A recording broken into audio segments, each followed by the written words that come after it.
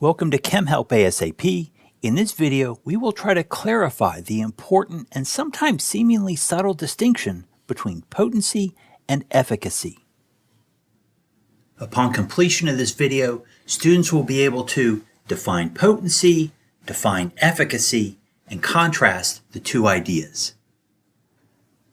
Potency is the concentration at which a compound exerts its effect or causes its response.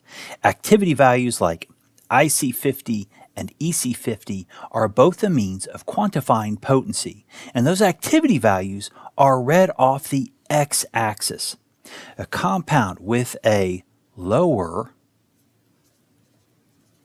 IC50 or EC50 value has a higher potency,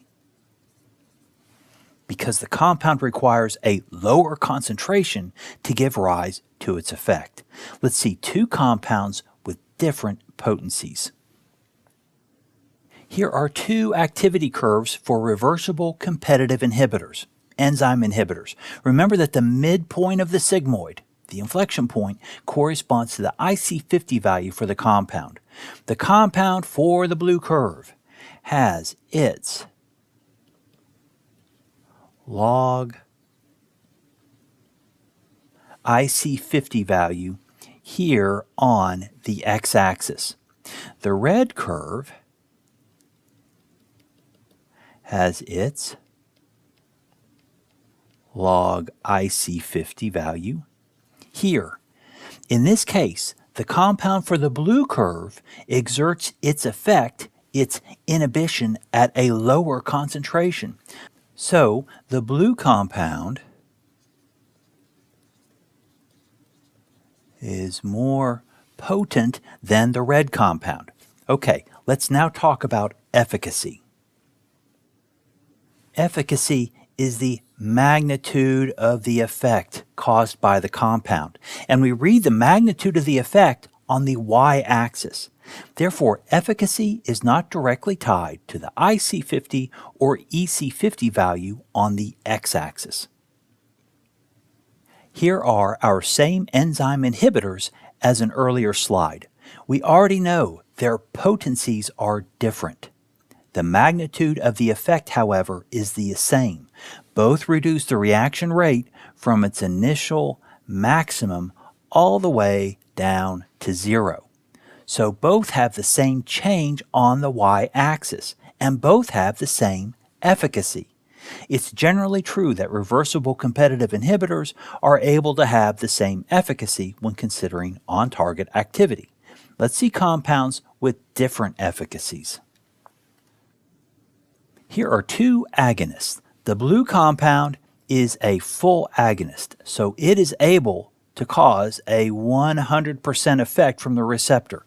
Let's mark some Y values: 20, 40, 60, 80, 100. The red compound is a partial agonist. Its maximum effect only reaches 40%. So the blue compound has higher efficacy, a higher magnitude of effect as seen in the change on the y-axis. However, let's look at potency. The midpoint of the blue curve occurs at 50% on the y-axis, and log IC50 is here. For the red curve, which plateaus at 40%, the midpoint is at 20%. So log IC50 is here. Wow, despite having lower efficacy, the red compound does exert its effect at a lower concentration than the blue compound. Red has lower efficacy and a higher potency. So potency and efficacy are terms that are often used interchangeably, but they are different, independent properties of an active compound. We have now defined both potency and efficacy and contrasted the two ideas by examining activity curves of enzyme inhibitors and receptor agonists. I hope you now fully understand the difference between potency and efficacy. Please leave a like, make a comment, or subscribe to the channel. Take care.